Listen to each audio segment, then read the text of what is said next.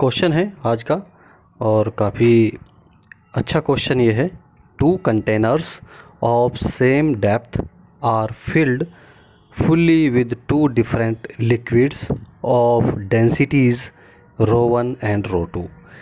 If the pressure at the bottom of the first container is equal to the pressure at the half the depth of the second container, then find the ratio rho 2 upon rho 1। इसका question में क्या पूछा गया है कि दो container इसमें हैं जो सेम गहराई के वे हैं और पूरी तरह से वे दो अलग अलग लिक्विड से भरे हुए हैं। अलग अलग लिक्विड हैं तो इसका मतलब उनके जो घनत्व होंगे, वो जो डेंसिटी है, वो रो 1 और रो 2 अलग अलग हैं। और जो लिक्विड का प्रेशर बॉटम पर होगा वो एक तरीके से दूसरा जो कंटेनर है उस पर बॉटम पे आधे भरे हुए लिक्विड की वजह से जो प्रेशर होता है उसके बराबर है। तब हमें रो 2 अपॉन रो 1 की वैल्यू यहाँ से फाइंड करनी है। चलिए क्वेश्चन को हल करते हैं।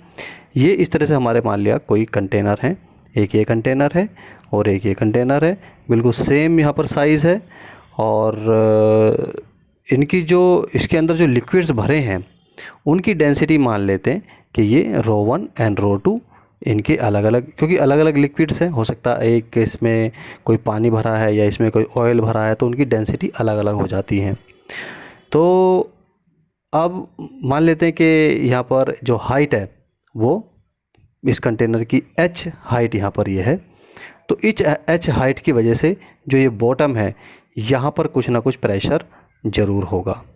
तो वो जो प्रेशर है तो वो यहाँ H2 हाइट यानी कि इसके हाफ तक अगर लिक्विड भरा है, ये वाला H/2 हाइट तक है, तो उस प्रेशर के यहाँ पर बराबर होता है।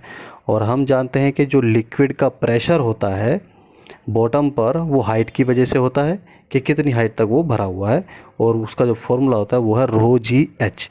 तो ये मान लिया पहले कंटेनर की वजह से प्रेशर है P1 यानी रो 1 जी एच।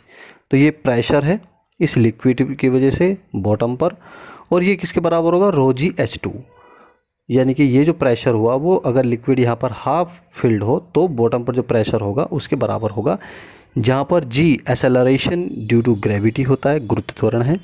और क्योंकि एसेलरेशन ड्यू टू ग्रेविटी तो दोनों ही लिक्विड पर सेम काम करेगा, तो इसलिए अब ये यहाँ से जी कैंसिल हो जाएगा, एच से एच कैंसिल हो जाएगा, और रो 2 अपॉन रो 1 की वैल्यू जो यहाँ से निकल कर आएगी 2/1 ये आएगा। तो इस तरह से इस क्वेश्चन को हल किया जा सकता है।